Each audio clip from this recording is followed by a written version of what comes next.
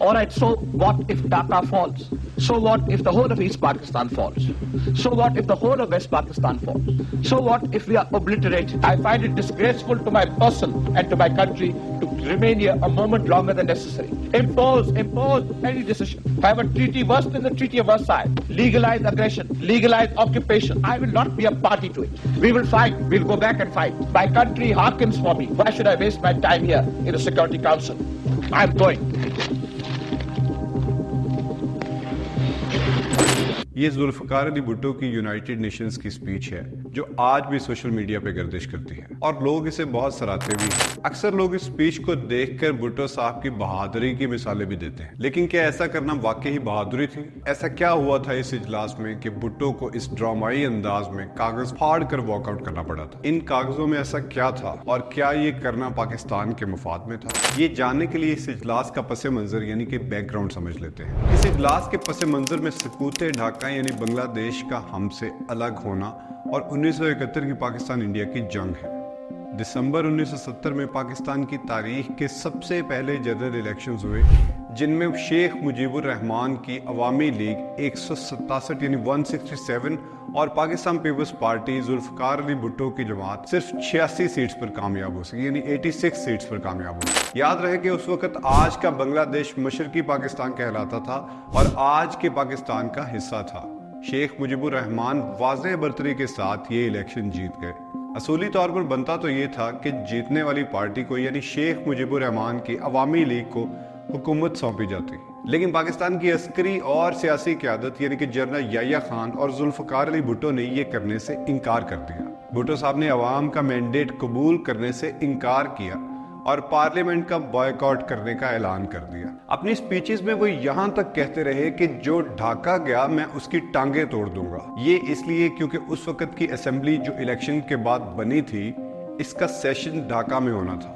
یہ اجلاس فروری میں ہونا تھا لیکن کبھی نہ ہو سکا۔ معاملات خرابی کی طرف جاتے گئے اور 25 مارچ 1971 کو ہماری عسکری قیادت نے بھٹو صاحب کے مشورے سے مشرقی پاکستان میں آپریشن سرچ لائٹ کے نام سے ایک ہولناک آپریشن کا آغاز کر دیا اور شیخ مجیب الرحمان کو گرفتار کر کے مغربی پاکستان لایا گیا۔ فوجی دستے نکلے اور پورے مشرقی پاکستان میں ظلم و بربریت کا بازار گرم کر دیا جس کی وجہ سے ہزاروں معصوم بنگالیوں کی جانیں گئیں۔ دوسری طرف انڈیا کی تربیت یافتہ گوریلا فوج مکتی بائنی نے بھی بنگلہ دیش میں یہی کام شروع کر دیا۔ محب وطن لوگ ان کے بیچ میں سینڈوچ کی طرح پس کے رہ گئے۔ اس کے بعد بنگلہ دیش میں آزادی کی تحریک شروع ہو گئی اور پھر کبھی نہ رک سکے۔ اسی اسنا میں اپریل میں اندرا گاندھی جو کہ اس وقت انڈیا کی پرائم منسٹر تھیں انہوں نے انڈین آرمی کو اٹیک کا حکم دیا، لیکن انہوں نے صحیح موقع پہ اٹیک کرنے کا فیصلہ کیا جو کہ مونسون سیزن گزرنے کے بعد تھا جب موسم بہتر ہوتا اور ان کی تیاری بھی مکمل ہو چکی ہوتی۔ پاکستان کی فوج نے بڑے شہروں میں تو امن و امان کی صورتحال پہ قابو پا لیا لیکن دیہات کی صورتحال پر اور چھوٹے شہروں میں پاکستانی حکومت کی ریٹ ختم ہو چکی تھی اور مکمل کنٹرول مکتی بائنی کے پاس جا چکا تھا۔ وہاں پہ جن لوگوں نے فوج کا ساتھ دیا تھا جس میں الشمس اور البدر جیسے مذہبی تنظیمیں تھیں ان کے لوگوں کو چن چن کے مارا جانے لگا۔ اب چاہیے تو یہ تھا کہ تب کسی سیاسی حل کی طرف جایا جاتا لیکن ایسا نہ ہوا، بلکہ بھٹو صاحب تب بھی مغربی پاکستان یعنی آج کے پاکستان میں بڑے بڑے جلسے اور جلوسوں کی شکل میں اور تقریریں کر کے عسکری قیادت کو پریشرائز کرتے رہے کہ مجیب الرحمان کو حکومت نہ دی جائے۔ اسی اسنا میں بھارت جنگ کی پوری تیاری کر چکا تھا اور 20 اور 21 نومبر 1971 کے آس پاس مشرقی پاکستان میں داخل ہو چکا تھا۔ مکتی بائنی بھی پوری طرح ان کے ساتھ تھی۔ اب یہاں نوٹ کرنے والی بات یہ ہے کہ مشرقی پاکستان میں پاکستان کی کل سٹرائک فورس جو تھی اس کی تعداد 25,000 سے 30,000 کے درمیان تھی، جبکہ انڈیا کی فوج مختلف اندازوں کے مطابق 1.5 لاکھ سے 2 لاکھ پر مشتمل تھی۔ یہ فوج پوری تیاری کے ساتھ آئی تھی اور مقامی گوریلا فورس مکتی بائنی کی بھی انہیں پوری طرح حمایت حاصل تھی۔ پاکستانی فوج کے پاس نہ تو ایئر کور موجود تھا جو کہ ماڈرن وارفیئر کے لیے بہت ضروری چیز ہے، نہ نیوی کی کوئی طاقت موجود تھی۔ دوسری طرف انڈین آرمی کے پاس ایئر کور بھی موجود تھا اور نیوی کی بھی پوری مدد حاصل تھی۔ पाकिस्तान भारत जंग शुरू हो गई और तमाम फौजी रिपोर्ट्स के मुताबिक पाकिस्तान मशरकी पाकिस्तान के महाज पर जंग हारना शुरू हो गया और फिर जरूरत पेश आई इस जंग के सियासी हल को तलाश करने की और डिप्लोमेसी की। ऐसे में पाकिस्तान ने यूएन की सलामती कौंसिल से इजलास की अपील की ताकि मामले को सुलझाया जा सके। ये इजलास पाकिस्तान के लिए एक सफारती मौका था जिसमें पाकिस्तान अपने आप को बैनुल अक़वामी सतह पर बेहतर तौर पर पेश कर सकता था। भुट्टो साहब क्योंकि वजीर खारजा थे, उसी हैसियत से वो 10 दिसंबर 1971 को यूनाइटेड नेशंस के इजलास में शिरकत के लिए न्यूयॉर्क पहुंचे। इजलास के दौरान 2 अहम करारदादें पेश की गई। एंग्लो फ्रेंच करारदाद जंग के खात्मे और बाहमी सियासी रजामंदी का मुतालबा कर रही थी, जबकि दूसरी तरफ पोलैंड की करारदाद मशरकी पाकिस्तान को कानूनी तौर पर मुंतखब नुमाइंदों को पुरअमन तौर पर इख्तियारात मुंतकिल करने का मुतालबा कर रही थी। भुट्टो ने इन तजावीज़ को मुस्तरद कर दिया। I will not be a party to it. We will fight. We'll go back and fight. My country hearkens for me. Why should I waste my time here in the Security Council? I'm going. ये video उसी इजलास में भुट्टो साहब की speech की video है और ये उसी करारदाद के कागजात फाड़ने की वीडियो है। अब जरा डाइसेक्शन करते हैं कि क्या सफारती महाज पर की गई ये स्पीच पाकिस्तान के मफाद में थी या नहीं। दोस्तों, ये याद रहे कि तमाम अस्करी रिपोर्ट्स के मुताबिक पाकिस्तान ये जंग हार रहा था। तो क्या भुट्टो साहब ये नहीं जानते थे? सीनियर जर्नलिस्ट अल्ताफ हुसैन कुरैशी अपनी किताब टूटा हुआ तारा में लिखते हैं कि भुट्टो साहब 10 दिसंबर को कैनेडी एयरपोर्ट पर उतरे और इसी मुकाम पे जनाब आगा शाही ने उन्हें हुकूमत पाकिस्तान के 2 अहम पैगाम दिए। एक पैगाम में मेजर जनरल राव फरमान अली खान के पैगाम की तस्दीक की और दूसरे में ये हिदायत कि हर कीमत पे फायर बंदी यानी जंग बंदी का एहतमाम किया जाए। भुट्टो साहब ने दोनों पैगाम पढ़े और दूसरे ही लम्हे उनका चेहरा मुतगय्यर हो गया। वो जिस पसे मंजर के साथ रवाना हुए थे उसमें ये दोनों पैगाम उन्हें अपनी सियासी मौत का परवाना नजर आते थे। उन्होंने सोचा होगा कि अगर मैं सीज फायर कबूल करके पाकिस्तान जाता हूं तो अवाम को मेरे खिलाफ उकसाना बहुत आसान होगा और मेरा भी वही हशर होगा जो ऐलान ताशकंद के बाद अयूब खान का हुआ था। चुनांचे भुट्टो साहब ने इस खौफनाक साजिश से निजात पाने के लिए फैसला कर लिया। इसी किताब में अल्ताफ हुसैन कुरैशी ने जनरल याहिया खान का इंटरव्यू करते हुए उनसे पूछा कि क्या भुट्टो ने सलामती कौंसिल और जनरल असेंबली में सही किरदार अदा किया। उन्होंने कहा कि उसने पाकिस्तान से जाने के बाद राब्ता ही नहीं किया। अलबत्ता एक रोज न्यूयॉर्क से टेलीफोन आया, उसकी आवाज लड़खड़ा रही थी, शायद शराब बहुत ज्यादा पी ली थी। मेरी समझ में कुछ भी ना आया। इधर वो मेरी आवाज सुनने से गुरेज कर रहा था। टेलीफोन ऑपरेटर कहता रहा कि प्रेसिडेंट साहब की आवाज साफ सुनाई दे रही है, मगर भुट्टो तो आखिरी खेल में मसरूफ था। उसके सामने एक तरफ मुत्तहिदा पाकिस्तान था और दूसरी तरफ इक्तदार। उसने पाकिस्तान तोड़ने में हिस्सा लिया और इक्तदार पर कब्जा करने की साजिश की। मैंने फॉरेन ऑफिस से बार बार पूछा कोई पैगाम आया, मगर वहां एक भी टेलेक्स मौसूल नहीं हुआ। पोलैंड की करारदाद भी मुझ तक ना पहुंची। आखिर मैं खला में तो हिदायत नहीं दे सकता था। फिर सकूते मशरकी पाकिस्तान के बाद उसने 10 रोज की रुखसत मांगी। मैंने कहा बिगड़े हालात उसकी इजाजत नहीं देते, वापस ही आ जाओ। वापस आ जाने पर मैंने उसके सामने 2 रास्ते रखे। एक रास्ता ये कि मैं इंतखाबात कल अदम करार दूं और इक्तदार पर काबिज रहूं। दूसरा ये कि तुम्हें इक्तदार सौंप दूं।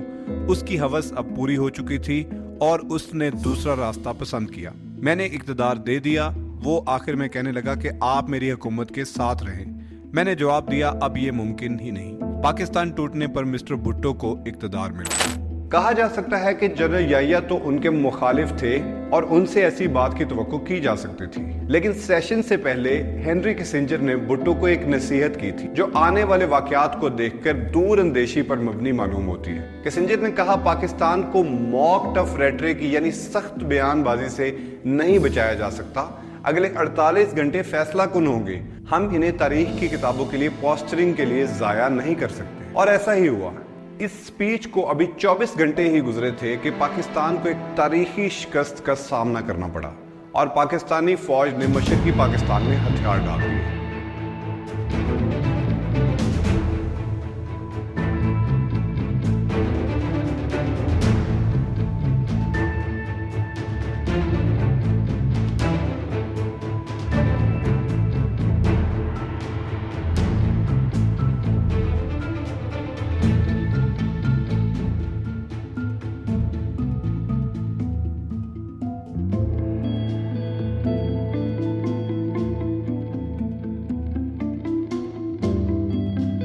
अगर भुट्टो साहब वो करारदाद मंजूर कर लेते तो शायद हमें इन शर्मनाक मनाजिर का सामना ना करना पड़ता।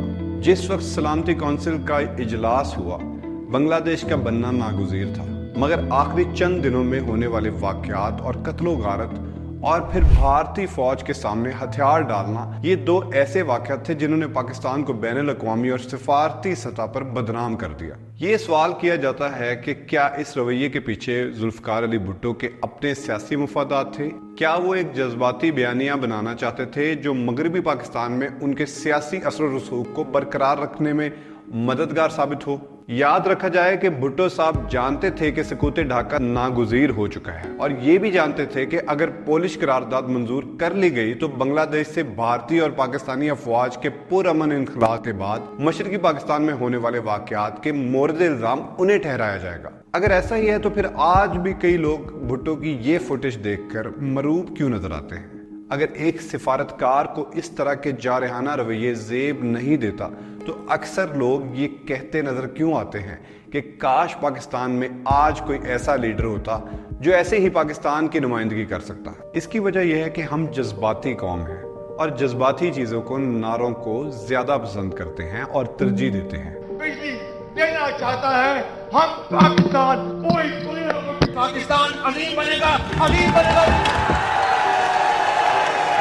अगर हमें तंग करने की कोशिश की तो हम आपकी भी ट्रेन बजा देंगे। दो जुल्फ़िकार अली भुट्टो है, एक जो यहाँ खड़ा है और दूसरे आप, हर एक आप जैसे।